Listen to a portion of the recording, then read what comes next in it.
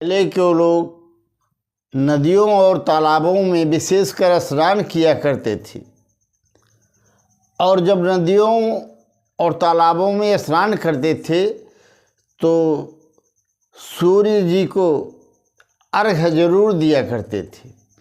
सूर्याय नमः, भास्कराय नमः, आदित्याय नमः, इन मंत्रों से सूर्यार्घ्य दिया करते थे। तो एक पंडित जी थे, वो एक तालाब में स्नान करने गए तो देखा कि वहाँ पर एक राजा का धोबी कपड़ा धो रहा था और शिला पर पटक पटक कर कपड़े पछाड़ रहा था। बगल में पंडित जी स्नान करने गए और उन पंडित जी ने जब स्नान किया तो सूर्यार्घ्य जब देने लगे तो वह धोबी अपने मस्ती में था, गुमान में था।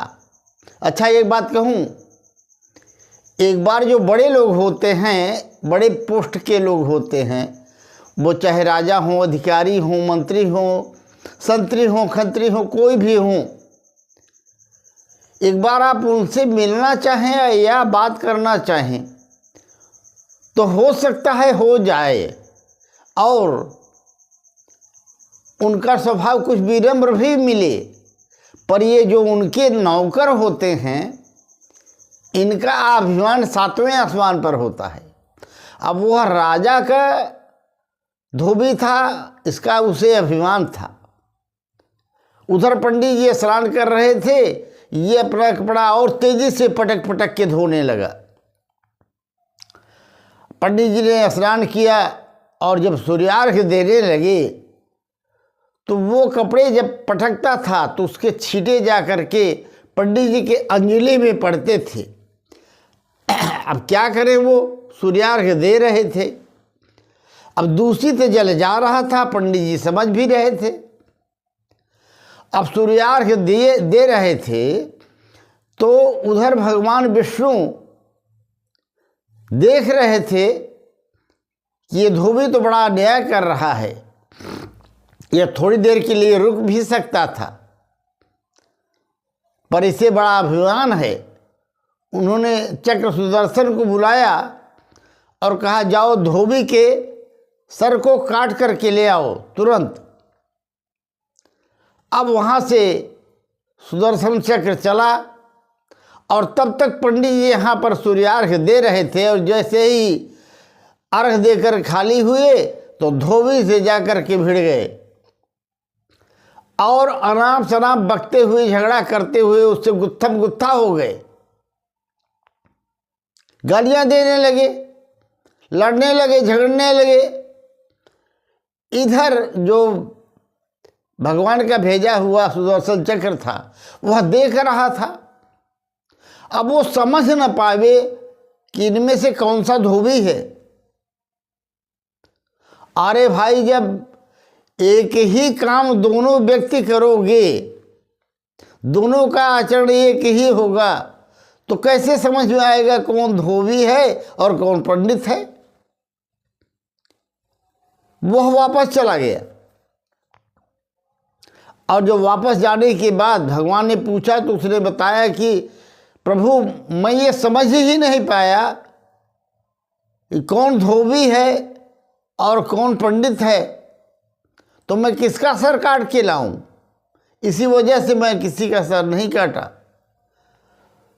तो भगवान ने कहा कि अब काटना भी नहीं है, तुम अपने स्थान पर चुपचाप बैठ जाओ।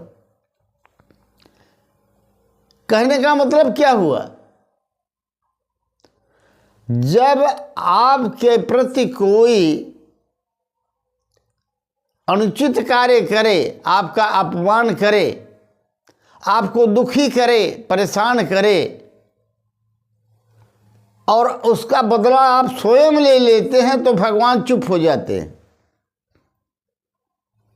वैसे तो संसार को चलाने वाले भगवान स्वयं हैं और हर व्यक्ति के पल पल के कार्यों को वो स्वयं जानते हैं। कौन कहाँ क्या कर रहा है सब कुछ देखते हैं और वो न्याय भी करते हैं। पर भगवान देखते हैं कि जब मनुष्य स्वयं मुझ पर आश्रित न होकर के अपना काम कर रहा है, मनमर्जी कर रहा है, मुझ पर आश्रित नहीं है, तो उस पर छोड़ देते थे कि ले भैया अब तू ही समझ, मेरी क्या जरूरत है। भगवान भी चुप हो जाते हैं। वैसा ही हुआ। तो कहने का आशय ये है कि जीवन में जब भी कोई भी व्यक्ति परिवार में, पड़ोस में अथवा समाज में कोई अपमान करे, आपको दुखी करे, आप पर अत्याचार करे,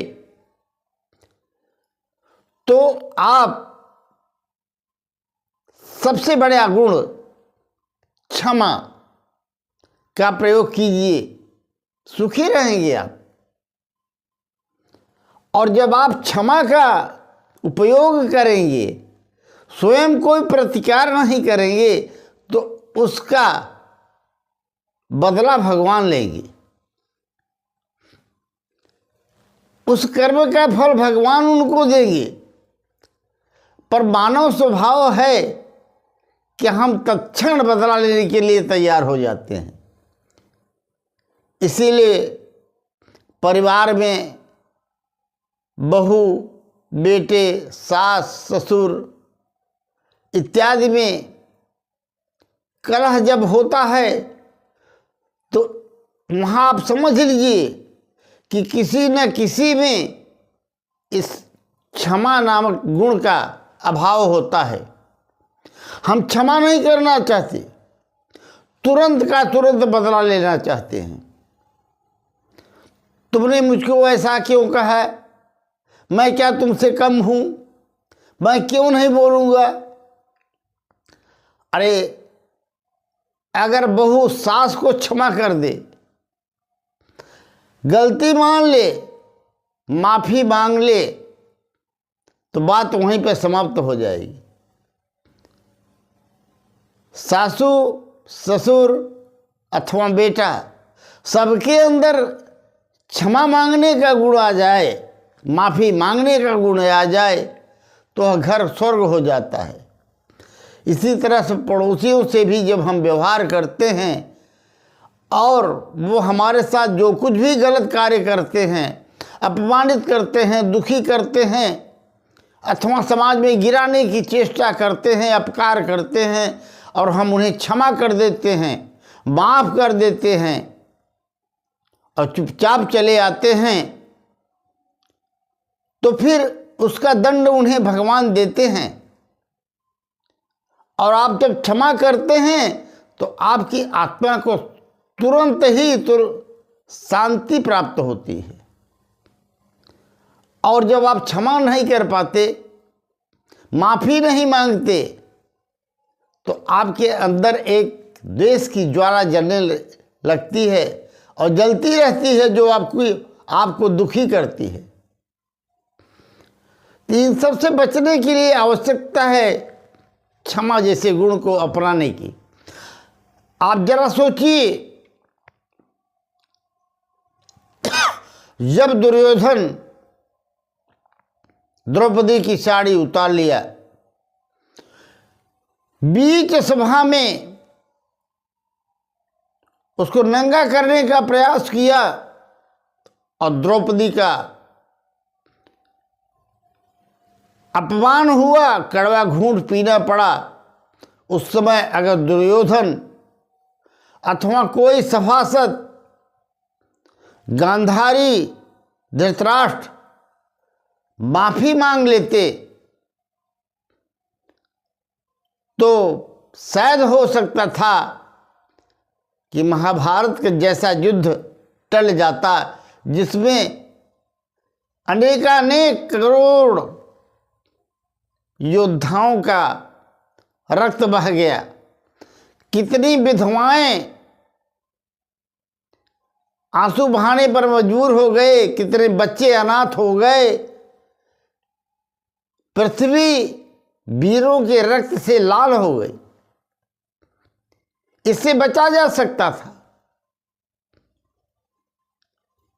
केवल एक शब्द माफी मांग लेने से, परंतु नहीं हुआ। पांडवों की ओर से तो प्रयास किया गया था, शांति दूत बन करके भगवान स्वयं कृष्ण गए थे उनकी तरफ से, पर दुर्योधन ने कहा सुचक्रम नहीं उदास्यामी बिना युद्धेन केशव। ये हठ महाभारत तक ले आया।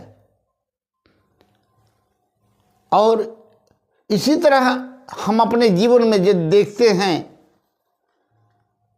कि लोग हमें पग पग पर अनायास ईर्ष्या बस अपमानित करने की कोशिश करते हैं, परेशान करने की कोशिश करते हैं, और उस समय हम यदि अपने मन पर नियंत्रण रख सकें और वह कार्य स्वयं उसका प्रतिकार न करके भगवान को समर्पित कर दें, तो कर्मफल के रूप में भगवान उसे अवश्य देते हैं और उसका बदला लेते हैं, और आज नहीं तो कल निश्चित रूप से उनको मिलेगा, और तब आपको भी शांति मिलेगी। परंतु हम ऐसा जीवन में कर नहीं पाते। जीवन में सुख का मूल मंत्र है, हमारा मान हो अपमान हो समाज में, हम भगवान के प्रति समर्पित होकर के जीना सीख लें। जब हम भगवान पर समर्पित हो जाते हैं, अपना हर कार्य अच्छा बुरा जो कुछ भी होता है हमारे साथ घटित, उसे भगवान को समर्पित कर देते हैं, तो वो भगवान की जिम्मेदारी हो जाती है और वो उसका बदला स्वयं लेते हैं। ये भगवान ने स्वयं कहा है, जो अपराध भगत उर करई राम रोष पावक सो जरई। परंतु हम हैं कि मानते नहीं, हम स्वयं बदला लेना चाहते हैं, क्योंकि मुझे अभिमान भरा है। और जब तक मनुष्य में अभिमान होता है वह भगवान पर समर्पित नहीं होता। इसलिए मित्रों, ये कहानी हमको सिखाती है कि हम भगवान का आश्रय लेना सीख लें।